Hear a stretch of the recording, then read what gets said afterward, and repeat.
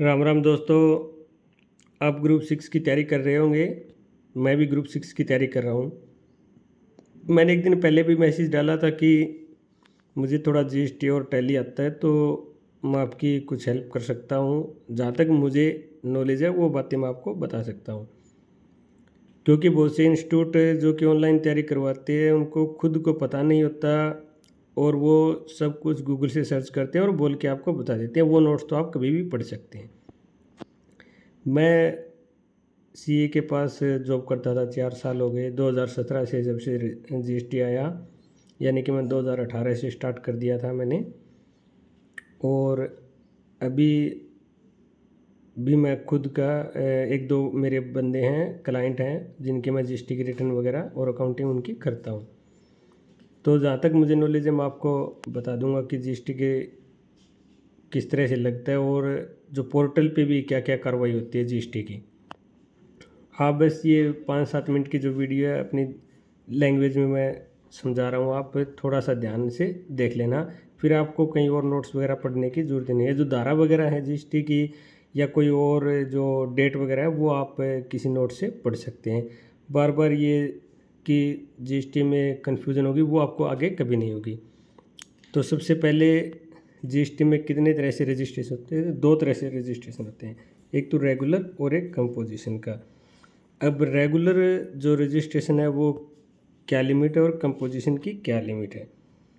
तो रेगुलर जो रजिस्ट्रेशन होता है वो उसकी लिमिट क्या है कि 40 लाख से अगर आपकी ज़्यादा की सेल ट्रेडिंग है, परचेज सेल परचेज का हो गया, तो आप अगर 40 लाख तक से ज़्यादा है तो आप रेगुलर में जा सकते हैं। अगर कोई बंदा सर्विस प्रोवाइड कर रहा है तो उसकी लिमिट 20 लाख से ज़्यादा होती है, उसको जीएसटी ज़रूरी होता है। अब कंपोजिशन में कब ले सकता है? कंपोजिशन में अगर ट्रेडिंग और मैन्युफैक्चरिंग की वो अलग अलग है, लिमिट्स हैं। 75 लाख से लेके 1.5 करोड़ के उनकी अलग अलग है। वो आपसे ऐसा प्रश्न मेरे हिसाब से नहीं पूछा जाएगा कि क्या है। तो ये 75 और 1.5 करोड़ है दोनों में से। तो इनकी लिमिट है कि आपकी अगर यहाँ तक है तो आप कंपोजिशन में जा सकते हैं। अब दिक्कत ये होती है कि कंपोजिशन और रेगुलर में क्या डिफरेंस है। तो रेगुलर जो आप लगभग नॉर्मली 99% रजिस्ट्रेशन देखते हैं वो रेगुलर में ही होते हैं। कि इसके अंदर क्या होता है रेगुलर के अंदर कि आप जो परचेज करके आते हैं उसका इनपुट ले सकते हैं, जो सेल करेंगे आप वो गवर्नमेंट को जमा करा देंगे। तो आप इनपुट ले सकते हैं और जो आपका बनता है वो गवर्नमेंट को आप जमा करा देंगे। कंपोजिशन में क्या है कि आप जो परचेज करके आए हैं उसके ऊपर जो इनपुट है वो आप नहीं ले सकते। आपको जो कस्टमर को आपने सेल किया उसका 1%, आपको 1% अपनी जेब से टोटल सेल का 1% जमा कराना होता है ना, कि इसमें टैक्सेबल और वो नहीं देखी जाती, टोटल सेल ही काउंट की जाती है। ये वाला ऑप्शन ज़्यादातर ये जो दुकान वाले जो छोटे सेल व्यापारी होते हैं ना वो यूज़ करते हैं ऐसा। अब ये जो R13 भी होती है इनके बारे में पढ़ते हैं कि कौन सी रिटर्न इनकी मंथली और क्वार्टरली क्या होती है। तो साथियों, जो रेगुलर होता है उसकी या तो वो मंथली सिलेक्ट कर सकता है या क्वार्टरली सिलेक्ट कर सकता है, वो उसकी चॉइस है। कि R1 होती है वो अगर मंथली उसने सेलेक्ट कर रखी है तो R1 और 3 भी मंथली जाएगी। अगर क्वार्टरली सिलेक्ट कर रखी है तो 3 भी, ओनली 3 भी जो रिपोर्ट होती है वो क्वार्टरली जाएगी। ये आपको R1 के अंदर हर महीने आपको ऑप्शन दे देती है गवर्नमेंट कि आप दिखा सकते हैं। अब R1 और 3 भी क्या होती है इसके बारे में भी आपको बता देते हैं। R1 और 3 भी गवर्नमेंट ने 2 रिटर्नें दे रखी है। R1 इसके अंदर क्या होता है कि जो आपने आउटपुट लायबिलिटी, यानी कि आप जो सेल कर रहे हैं किसको सेल करें, यानी कि B2B या B2C, B2B या B2C, तो उसकी डिटेल आपको R1 के अंदर देनी होती है। अब B2B आप समझ गए कि बिजनेस टू बिजनेस, और B2C बिजनेस टू कस्टमर या कंज्यूमर। R1 के अंदर सिर्फ और सिर्फ सेल की डिटेल जाती है और किसी भी चीज़ की डिटेल नहीं जाती। इसके अंदर ऑप्शन बने होते हैं, बिल्कुल आपको जो पोर्टल पे होता है, मैं वो भी लेके आपको दिखाऊंगा। एक लाइव जीएसटी की रिटर्न आपको फाइल करके दिखाऊंगा, आप देख लेना पूरी वीडियो, उसमें आपको पता भी चल जाएगा, समझ भी जाएंगे कि कौन सा ऑप्शन कहाँ कहाँ होता है। जिस भाई को पता है वो तो जानता ही है, जिसको नहीं पता है वो आप देख लेना, मैं आगे दिखा दूंगा आपको। 3B इसके बाद इसकी डेट होती है हर महीने की 11 तारीख, यानी कि अभी जून ख़त्म हुआ है तो उसकी 11 जुलाई लास्ट डेट है। और क्वार्टरली के जो जिसकी क्वार्टरली है उसकी 13 तारीख होती है, जो मंथली होती है उसकी 11 तारीख होती है, यानी कि इनमें आप फाइल कर सकते हैं। अब बात आती है 3B की। 3B की 20 तारीख, नेक्स्ट मंथ की 20 तारीख लास्ट डेट होती है। जो क्वार्टरली है उसको 4 दिन एक्स्ट्रा मिल जाते हैं, तो ये रिटर्नें होती है। 3B के अंदर क्या होता है कि जो आपने R1 के अंदर, जो भी आपने R1 के अंदर आपकी सेल शो करी थी वो 3B के अंदर आपको दिखानी है। और इसके बाद जो भी आप इनपुट क्लेम कर रहे हैं किसी भी परचेज के ऊपर, वो आप इसके अंदर शो कर सकते हैं।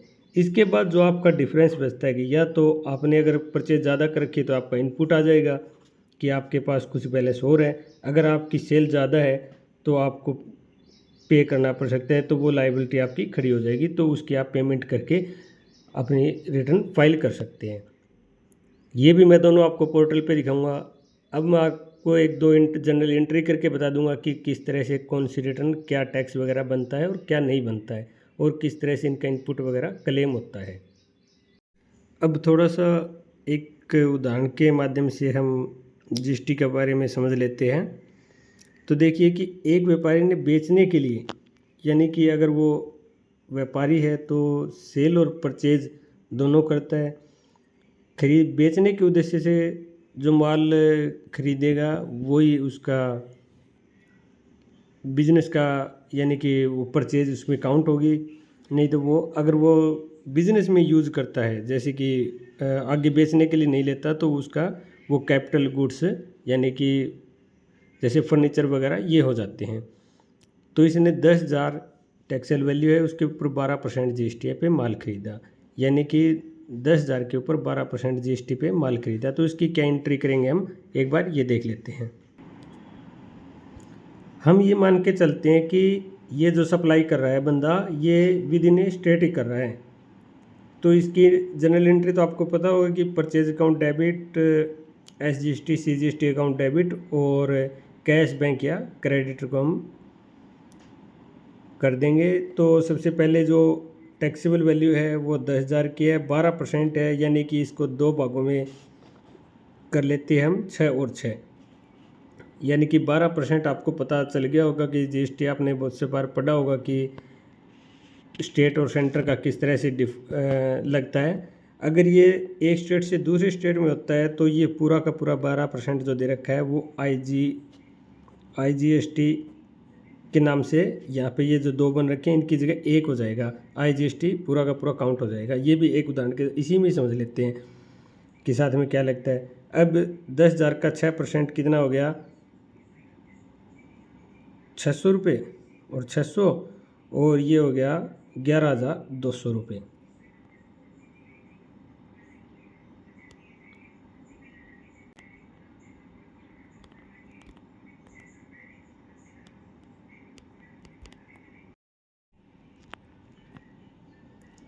ये तो हो गया 11,200 रुपये। अगर दूसरे स्टेट से लेके आ रहे हैं तो परचेज 10,000 रुपये, IGST ये जो 600 लगे थे इकट्ठा लग जाएगा, और टू अपना कैश या जैसे भी वो खरीद के ले आया वो आ जाएगा यहाँ पर 11,200 रुपये। ये बंदे ने परचेज कर लिया, यानी कि वो आइटम परचेज कर लिया जो आगे इसको सेल करना है। अब थोड़ा सा मान के चलते हैं कि इसने AC या फर्नीचर परचेज कर लिया, मान लो फर्नीचर परचेज कर लिया जो कि 18% के अंदर है, जिस पे टैक्स रेट है। ये लगा लो इसने 10,000 इसकी टैक्सेबल वैल्यू थी, इस पे 18% यानी कि 1,800 रुपये जीएसटी हो गया, टोटल ये 11,800 का आ गया। हम मान के चलते हैं कि ये बंदा मान लो हरियाणा का है, जो व्यापारी है, और जो जिससे ख़रीदा है वो दिल्ली का है, यानी अलग स्टेट का है तो IGST काउंट हो जाएगा इसके ऊपर। ये जो अपनी परचेज की वैल्यू थी वो आ जाएगी, और ये टोटल यानी कि इस बंदे को पे करना है 11,800। अब अपने पास दो उदाहरण हो गए, एक तो जो बंदा माल बेचने के उद्देश्य से ले रहा है, और एक ये जो अपने ऑफिस के लिए यूज कर रहा है। अब जो माल 10,000 का ये परचेज करके ले आया था, ये इसने मान लो सेल कर दिया तो इसके पास क्या आ गया, मान लो कैश में कर दिया, कैश में इसने कर दिया। हम मानते हैं कि जो ये इसने 10,000 प्लस GST का ये माल परचेज करके ले आया था, इसमें से कुछ सामान 8,960 का बेच दिया जिसमें GST शामिल है। अब ये 12% के अंदर ये खरीद के लाया था, तो सामान की वैल्यू भी कितनी होगी, जो टैक्स लगेगा वो 12% ही लगेगा। अब 8,960 है, वो 12% की वैल्यू है, तो जो 8,960 है वो कितने की है, 112% की वैल्यू है। अपने को टैक्सेबल और वो निकालनी है, तो हम इसमें से टैक्सेबल और टैक्स अलग अलग कर देंगे। तो कैश अपना क्या हो जाएगा, कैश में सेल किया तो cash account debit to sale account to SGST account to CGST account. अब इसमें से आप अलग अलग करोगे वैल्यू, तो आपको टैक्स और GST और वो अलग अलग आपका आ जाएगा। तो मैंने कर रखा है, तो 8,960 रुपये का ये हो गया, 8,000 रुपये की सेल कर दी इसने, 960 रुपये GST लगा था, तो ये 480 और 480, यानी कि टोटल ये फिगर अपनी यहाँ पे आ गई। अब बंदे को करना है GST की रिटर्न फाइल, यानी कि यहाँ तक तो आपको समझ में आ गया होगा कि ये बंदा जब परचेज करके ले आया था तो 10,000 का माल खरीद के लाया था, उस पर SGST और जो सेंटर और स्टेट टैक्स अलग अलग होते हैं वो इसने अलग अलग शो कर दिए कि मैं 10,000 का माल था, इस पर 600 और 600 1,200 रुपये मेरा GST था। मैं फिर कुछ फर्नीचर फिक्सर या AC फ्रिज TV कूलर जो कुछ भी खरीदा इसने वो मैंने अदर स्टेट से खरीदा था, उस 11,800 रुपये उस पर GST लगा था, तो ये मेरा टोटल 11,800 का हो गया था। यानी कि ये बंदा दावा कर सकता है कि 600 प्लस में 600 प्लस में 1,800, यानी कि ये मैं टैक्स अपना इनपुट मेरा ये बनता है कि ये मैं जब भी मेरी लाइबिलिटी कोई बनेगी तो मैं इसका यूज़ करके और अपना टैक्स बचा लूँगा। सरकार बोलती है कि ये आप पहले ही पे कर चुके हो, यानी कि जब आपने परचेज किया उस समय आपने इस बंदे को 600 और ये 1,800 रुपये आपने पहले इस बंदे को अपना जो टैक्स बनता था आपने उसको दे दिए। अब इस बंदे की लायबिलिटी है कि वो गवर्नमेंट को जमा कराए या न कराए। वो बंदा जब भी अपनी GST रिटर्न भरेगा तो ये बता देगा कि मैंने जो व्यापारी है उसको 10,000 प्लस GST का माल बेचा है। जो ये कब पता चलेगा, जब ये बंदा GSTR1 की अपनी रिपोर्ट फाइल करेगा, यानी कि सेल की डिटेल देगा, तो उसमें ये शो करेगा कि मैंने किसी भी ABC को अपना ये माल सेल किया है और उसकी ये कीमत थी और उस पर इतना इतना GST बन रहा था। फिर ये जो फर्नीचर वाला है ये व्यापारी भी शो करेगा कि मैंने इस बंदे को जिसके पास GST नंबर है उसको मैंने माल बेचा, इस पर इतना GST है।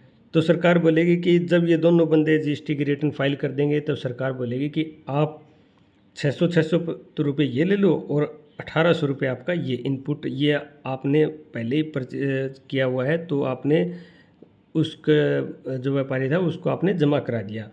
उससे हम सरकार जब भी उसका इनपुट या आउटपुट जो बनेगा वो उसका मामला है वो आप खुद सलटेगा।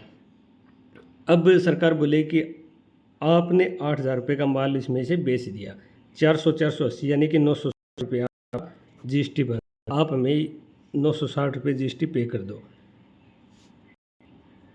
हम बोलेंगे ठीक है, हम कर देते हैं। तो अब जब ये कब होगा, पहले तो हम GSTR1 की रिपोर्ट फाइल करेंगे। GSTR1 की रिपोर्ट फाइल करेंगे तो उसके अंदर हम सरकार को ये बताएंगे कि हमने 8,000 रुपये का माल बेचा था, जिस पे ऊपर 480 प्लस में 480 हमारा GST बन रहा था, कि हमारी लाइबिलिटी बन रही थी वो 960 रुपये की बन रही थी। अब हम जैसे 3B फाइल करेंगे, जैसे हम 3B रिटर्न फाइल करेंगे तो GST 3B की फाइल के अंदर जो टेबल 3.1 3.2 ये होती है, उसके अंदर जो जैसे ही हमने GSTR1 डाली थी वो ऑटोमेटिक फाइल होके आ जाती है कि आपने 8,000 रुपये की सप्लाई दी थी, उसके ऊपर IGST तो आपका 0 था, SGST 480 रुपये था, CGST आपका 480 रुपये था, आपकी लाइबिलिटी बन रही थी 960 रुपये। अब आप इनपुट कोई क्लेम करना चाहते हैं, हम बोलेंगे जी बिल्कुल करना चाहते हैं, क्योंकि हमने 600 रुपये तो ये दिए थे अपने, 600 और 1,800 रुपये हमने ये पे किए थे, हमने ये डाल दिया। सरकार बोलेगी कि हमें क्या पता अब, कि उनको तो क्या पता कि ये आए या नहीं आए हैं। तो ये कब शो होंगे, जब ये बंदा GSTR1 अपने जिससे हमने ख़रीदा था वो GSTR1 फाइल करेगा, तो हमारे पोर्टल पे, मैं जो पोर्टल खोलूँगा तो बता दूंगा कि किस तरह से फाइल की जाती है, और फिर ये ऑटो वहाँ पे दिखा देगा कि हाँ आप ये इतना ये क्लेम कर सकते हैं। ये आपका शो करेगा पोर्टल पे, आपका शो करेगा 2A के अंदर। अब ये 2A क्या होता है, 2A क्या होता है, जो दूसरी जिससे हम परचेज करके लेते हैं वो अपने GST की रिटर्न फाइल करता है। GST की रिटर्न फाइल करने के बाद हमारा पोर्टल पे GSTR1 3B 2A और 2B ये हमारे जो सरकार ने रिटर्न दी हुई है ये फाइल करनी होती है। अभी 2 ही रिटर्न फ़िलहाल चल रही है, GSTR1 और 3B।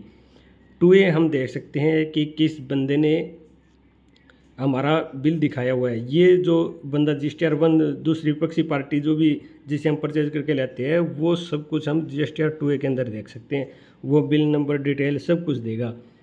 2B के अंदर आप क्या देख सकते हैं कि किस बंदे ने GSTR1 तो दिखा दी लेकिन 3B अभी तक फाइल करी या नहीं करी है। अगर बंदा 3B यानी कि टैक्स वाली फाइल नहीं करता है, जिसके अंदर आपको टैक्स भी देना पड़ सकता है या नहीं देना, जो भी आपका बनता है, तो जब तक वो GSTR1 तो फाइल कर दे लेकिन 3B फाइल नहीं करे, तो तब तक हम जो ये जैसे जिससे ख़रीद के लाए थे इस बंदे ने GSTR1 तो दिखा दी लेकिन ये 3B नहीं भर रहा है।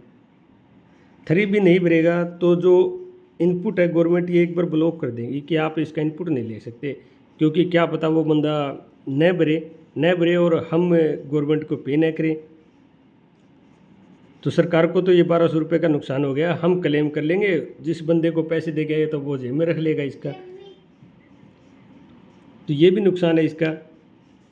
GSTR1 3B इनकी लेट फीस वगैरह भी होती है। 3B न फाइल करता है बंदा तो 50 रुपये हर रोज़ के, 50 रुपये पर डे के हिसाब से फ़ाइन है उसका। ये भी आ सकता है कि 3B अगर बंदा लेट भरता है तो उस पर कितना जुर्माना है, 50 रुपये पर डे के या मैक्सिमम 500 रुपये, दोनों में से कोई भी हो सकती है। पीछे सरकार ने तो एक बार छूट भी दे दी थी कि आपकी अगर पीछे की जितनी भी रिटर्न पेंडिंग है आप विदाउट फाइन भी भर सकते हैं। तो चलिए अब थोड़ा आगे बता देते हैं आपको। अब इनपुट में ये आपको अभी तक ये नहीं दर्शाना कि आपने टोटल कितने की परचेज़ करी थी, आप सिर्फ ये बताओगे गवर्नमेंट को कि मेरे ऊपर इसका कितना टैक्स बन रहा था। ये आपको बता दिया कि ऑटो पॉपुलेटेड होके आ जाता है कि जैसे ही दूसरे बंदा अपनी GSTR1 भरेगा तो हमारे पोर्टल पे शो कर देगा कि हाँ वो किस टेबल में शो करेगा, 2A के जो रिपोर्ट होती है उसमें शो कर देगा कि ठीक है इस बंदे के बिल हमारे शो कर गए और आप इसके इनपुट ले सकते हैं। अब देखिए हमारी टैक्स बन रहा है या नहीं बन रहा। अब सरकार बोलेगी कि आपका आईजीएसटी तो कुछ बन नहीं रहा, आप इनपुट क्लेम कर रहे हैं, तो यानी कि 1800 रुपये आपके बच गए, हम ये गवर्नमेंट के पोर्टल पे हमारे जमा हो जाएंगे भी, आप कभी भी इसको यूज़ कर सकते हैं। अब 600 रुपये तो हमने परचेज़ किया था, 480 हम आगे जो सेल किया उस पर हमारा टैक्स बन गया, तो सरकार बोलेगी कि ठीक है, आप आइटम ज़्यादा परचेज़ करके लेके आए थे, आपने अभी कम सेल किया, जब आगे आपकी सेल होगी तो आप उस समय जो भी आपका डिफरेंस रहता है वो जमा करवा देना। तो ठीक है, अभी यहाँ पर भी हमारे 120 और 120 रुपये बच गए। अब ये जो हमारा बैलेंस है ये हमारा अभी पोर्टल पे जमा हो जाएगा कि आगे जब भी हम सेल परचेज करते रहेंगे इसमें से कम या ज़्यादा होता रहेगा। एक और चीज़ होती है दोस्तों कि एक और चीज़ क्या होती है कि मान लो हमारे पास कुछ ऐसा हो जाए कि 480 की जगह मान लो यहाँ पे 700 रुपये आ गए। अब यहाँ पे तो क्या था कि 600 थे हमारे जमा, सरकार बोलेगी आपने 700 पे करने हैं, तो यहाँ पर सरकार हमसे कितना मांगेगी, 100 रुपये मांगेगी। यहाँ पे हमारा 1800 का बैलेंस था, तो सरकार बोलेगी कि ये 200 रुपये ना आप पहले इसमें से ही कर लो। तो सरकार बोलेगी कि आप 18 में से ये भी कम कर लो, तो हमारा बैलेंस कितना शो करेगा, 1600 रुपये। सरकार बोलती है कि सबसे पहले आपको यूज़ करना है आईजीएसटी का बैलेंस। अब हमारा ये जो बैलेंस 960 रुपये बन रहा था ना 1800 में से, सबसे पहले हमें ख़त्म किसको करना है, 480 और 480 को।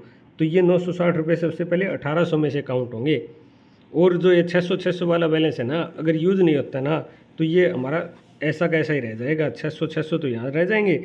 1800 में 960 गए, 900 में से यानी कि 840 रुपये हमारा ये बैलेंस, यानी कि पोर्टल में हमारा ये बैलेंस रहेगा, न कि ये वाला। तो सबसे पहले आईजीएसटी को ख़त्म करना होता है, फिर सीजीएसटी को, फिर एसजीएसटी को। इसके बाद यहाँ तक आपको समझ में आ गया होगा।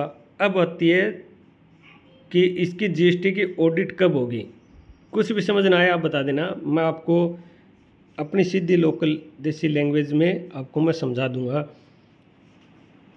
अब आती है जीएसटी की ऑडिट की, कि इसकी ऑडिट भी होती है या नहीं होती। इसकी भी ऑडिट होती है, जिस तरह से टैक्स ऑडिट होती है उसी तरह मैंने पहले बता दिया था, 2 करोड़ और 5 करोड़ के इसमें होगी। 2 करोड़ से ऊपर है, 5 करोड़ से कम है, तो एक जीएसटी की 99 रिपोर्ट जाती है, जिसमें कि आपने क्या सेल किया और उस पर क्या आपका टैक्स रेट था, क्या सेशन था, वो सब कुछ डिटेल देनी होती है। फिर आती है 5 करोड़ की, फिर इसमें जाती है 9C।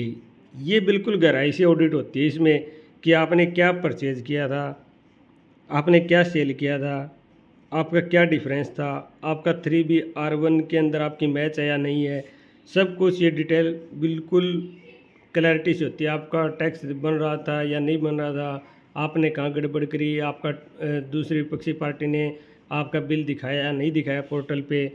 तो ये बिल्कुल मान लो आप अगर अकाउंटिंग कर रहे हो तो उसकी बहुत ही बढ़िया तरह से आपको खाते बनाने होंगे, तो ये रिपोर्ट आपकी बहुत ही बेहतरीन निकल जाएगी। अगर आपने बिल्कुल प्रॉपर तरीके से टैक्स वगैरह नहीं लगाया ना, तो फिर ये आपकी गड़बड़ होगी और बहुत ही मुश्किल हो जाती है फिर ये ऑडिट होनी। तो अब जैसे अपना ये पीछे फर्नीचर पे 1800 रुपये इनपुट था, तो जब जीएसटी 9C की ऑडिट होती है ना, उस समय ये बताना पड़ेगा आपको कि आपका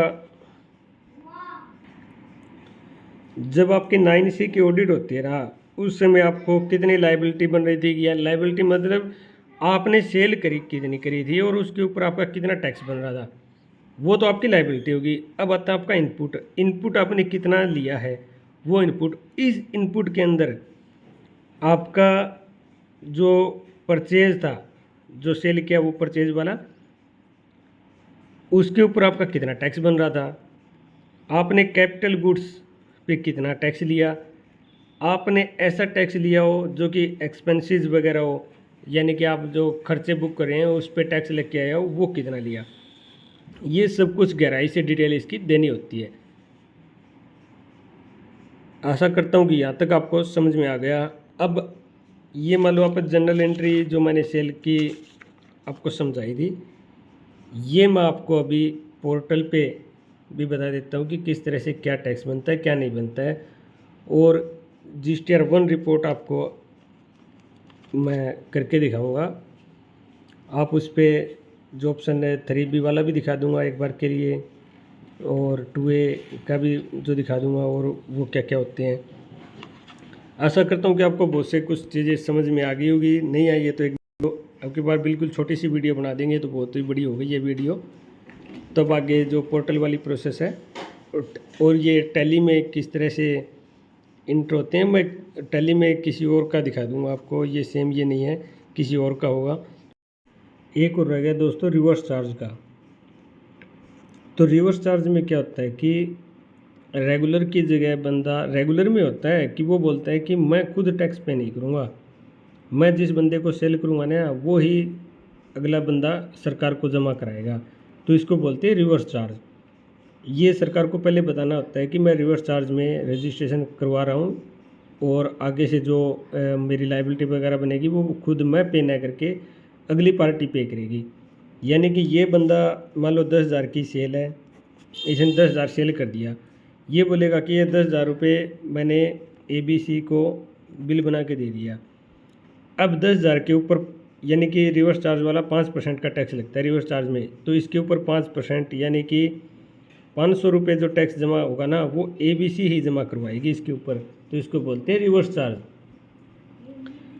तो ये रिवर्स चार्ज का एक मैम है किसी इंस्टीट्यूट में, वो बता रही थी, उसको खुद को पता नहीं था रिवर्स चार्ज क्या होता है। वो बोल रही थी कि वो हमें वापस मिल जाएगा, ये होगा वो होगा। ये वापस कुछ नहीं होता। यानी कि जो सेलर खुद जमा न करवा के जिस भी बंदे को सेल कर रहा है वो बंदा उसके ऊपर टैक्स जमा करवाता है उस वैल्यू का जो फुल वैल्यू होती है। यानी कि 10,000 रुपये की इसने बिल बना के दिया है तो इसके ऊपर 5% जो भी टैक्स बनेगा वो बंदा जो खरीद रहा है वो उसके ऊपर टैक्स जमा कराएगा। ये अपना GST पे दिखा देगा कि मैं इस बंदे को 10,000 रुपये का माल सेल कर रहा हूँ और इसके ऊपर इतना टैक्स बन रहा है, ये टैक्स मैं पे ना करके वो दूसरा बंदा पे करेगा। तो इसको बोलते हैं रिवर्स चार्ज। अब आपको ये देखिए टैली की मेन स्क्रीन है जिससे टैली आप ओपन करते हैं। ये टैली प्राइम है और टैली 9 से लगभग सेम ही होती है। ये इसके अंदर ऑप्शन दिए हैं ग्रुप का, लेजर का, सेम ही होता है लगभग। अभी प्राइम में एडवांस वर्जन आ गया है तो मैं अभी प्राइम यूज़ कर रहा हूँ। टैली ARP9 की फिर बना देंगे। तो देखिए GST रिपोर्ट के अंदर आपकी जितनी भी आप जो GST की रिटर्न वगैरह जो फाइल बना रहे हैं वो इसके अंदर सेम टू सेम मिल जाती है जो कि पोर्टल पे होती है। GSTR 1, GSTR 2, 3B।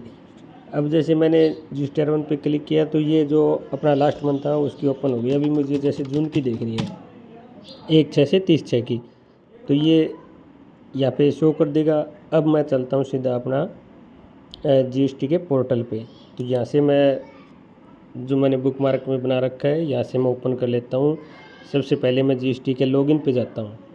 लॉगिन पे जाने के बाद यहाँ पर सबसे पहले मैं GST का ID पासवर्ड डालना होता है। तो मैं अभी ID पासवर्ड इसका डाल के आपको ओपन करके दिखाता हूँ। जैसे ये मैंने ओपन कर लिया।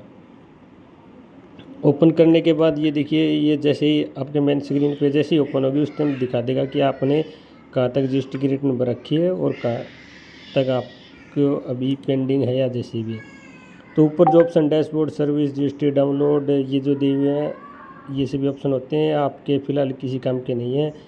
जो न्यू रजिस्ट्रेशन वगैरह, इलेक्ट्रॉनिक कैश लेजर, ये सब कुछ सर्विस के अंदर होता है। जो credit balance, electronic credit ledger है या जो कैश लेजर है, सब कुछ आपके सामने भी है। तो आप यहाँ से डैशबोर्ड पे जाएंगे तो डैशबोर्ड पे आपको अगर आपके पास बैलेंस है तो वो बैलेंस दिखा देगा। जैसे कि हमने पहले कैलकुलेशन करी थी कि उसके पास जो बैलेंस बच गया था वो यहाँ पे शो होता है। जैसे इलेक्ट्रॉनिक कैश लेजर है या क्रेडिट लेजर है, इसके अंदर आपका जो भी बैलेंस होगा वो इसके अंदर शो हो जाएगा। अभी हमारे पास कोई बैलेंस नहीं है इस फर्म के पास, तो यहाँ पे 0 आया हुआ है सभी। तो आगे चलते हैं। अब देखिए जैसे आप रिटर्न फाइल पे क्लिक करेंगे तो आपके समय आगे फाइनेंशियल ईयर सेलेक्ट का ऑप्शन आएगा, फिर क्वार्टर का आएगा कि कौन सा क्वार्टर है, अप्रैल मई जून का फर्स्ट क्वार्टर होता है, फिर सेकंड अगला क्वार्टर होता है। तो यहाँ से हम फर्स्ट क्वार्टर सेलेक्ट करके जिस महीने की फ़ाइल करें, जैसे अभी जून की फ़ाइल कर रहे हैं तो यहाँ से जून सेलेक्ट कर लेंगे। अप्रैल मई जून तीनों मिलेंगे। जिस क्वार्टर में जाएंगे तो फिर यहाँ से जैसे ही सर्च पे क्लिक करेंगे तो वो अपना खोल देगा कि आपके जून को क्या फ़ाइल करना है। जैसे हमें ये सबसे पहले दिया हुआ है GSTR 1, फिर 2 है, 2 भी है, 3 भी है। तो मैंने पहले बताया था कि ये सभी ऑप्शन होते हैं। 2A के अंदर जो जिससे हमने परचेज़ किया है वो अपने GSTR 1 भरेगा तो 2A के अंदर हमारी दिखा देगा कि हमने इससे परचेज़ किया हुआ है। अब मैंने वो JSON फाइल बना रखी थी पहले, अब यहाँ से सीधी अपलोड हो जाएगी। आपके पेपर में कोई ऐसा ऑप्शन नहीं पूछा जाएगा कि कहाँ से क्या होता है। मैं यहाँ से अपनी JSON से फाइल अपलोड कर देता हूँ। GST की रिटर्न होती है वो अपने जैसे ही बना के वहाँ से एक्सपोर्ट के ऑप्शन से यहाँ पे आ जाएगी। अभी मैं यहाँ से सेलेक्ट कर लेता हूँ। सेलेक्ट करने के बाद फिर इस पे अपलोड कर देंगे वो। जैसे ये मेरी रिटर्न आ गई है, मैंने यहाँ से इसको जैसे अपलोड किया तो ये दिखा देगा। अगर आपकी रॉन्ग है तो ये दिखा देगा कि कुछ एरर है, नहीं तो ये सक्सेसफुली दिखा देगा ऑप्शन।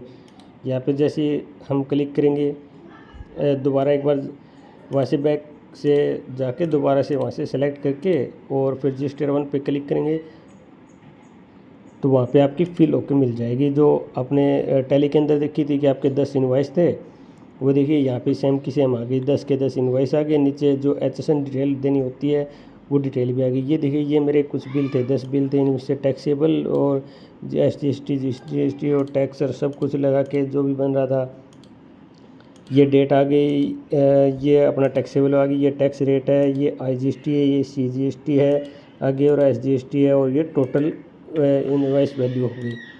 अब ये सेम ये देखिए 5वें महीने की ओपन हुई है। अभी मैं यहाँ से जो अपनी जून की है वो ओपन कर लेता हूँ। जिस भी दोस्त को GST की रिटर्न वगैरह भरी है उसको तो बिल्कुल ये समझ में आता है। देखिए 10 बिल थे, टोटल टैक्सेबल वैल्यू टैक्स, ये वाला सेम 10 के 10 बिल हैं। ये देखिए वहाँ से टैली से अपलोड कर दी, सीधे पोर्टल पे आ गए। ये टैक्सेबल वैल्यू देखिए, यहाँ पे टैक्सेबल वैल्यू और यहाँ पे देखिए टैक्सेबल वैल्यू मैच है। ये टैक्स रेट है तो आप ये टैक्स IGST वाला बैलेंस है, ये IGST वाला बैलेंस देख लीजिए। ये CGST IGST वाला है और ये टोटल इनवॉइस वैल्यू है। तो यह सब कुछ इसके अंदर देख सकते हैं। देखिए सब कुछ टैली से आपने एक्सपोर्ट किया और सारा का सारा आपका वहाँ पे गया। अब जैसे ही मैं टेबल 4A पर क्लिक करता हूँ GSTR 1 की, अगर नील की फ़ाइल करनी है तो ऊपर ऑप्शन होता है कि नील का, वहाँ से आप सीधे नील कर सकते हैं। फ़ाइल ज़रूर करनी होती है हर मंथ, चाहे 3B हो या R1 हो, आपको नील करनी हो या कैसी भी करनी हो, आपको हर बार करनी होती है। अब ये जो जिस पार्टी के मेरे बिल थे सारे इसके अंदर आ गए, और आने के बाद अगर मुझे लगता है कि मेरा सब कुछ ओके है तो मैं उसको कर दूँगा। जो भी आपने डिटेल दी थी वो पूरी की पूरी यहाँ पे फिल है।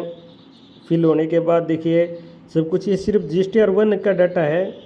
यहाँ से देने के बाद अगर नील किया है तो देखिए यहाँ से सीधा ऑप्शन दे रखा है, यहाँ पे टिक करते ही सीधा ऑप्शन पे आ जाएगा कि आप अपनी रिटर्न फाइल कर दो। सब कुछ क्लियर होने के बाद आप जनरेट समरी पे क्लिक करोगे, फिर ये रिफ्रेश करोगे। रिफ्रेश करते ही सब कुछ पोर्टल पे सेव हो जाएगा। सेव होने के बाद प्रोसीड टू फाइल कर देंगे। फिर फाइल करने के बाद अगला ऑप्शन में दिखा देगा कि देखिए आपके यहाँ पे 365 और कितना टैक्स बन रहा था। ये सब कुछ जो मेरे एक्सेल में जो मैंने बना रखा था उसके हिसाब से बिल्कुल मैच है। नीचे फिर दोबारा से जो HSN समरी दे रखी है, HSN समरी भी सरकार ने बोल रखा है कि भी आपको देनी ज़रूरी है, वो भी मेरी बिल्कुल सेल के साथ मैच है। तो अगर सब कुछ मैच है तो मैं सेव कर दूँगा।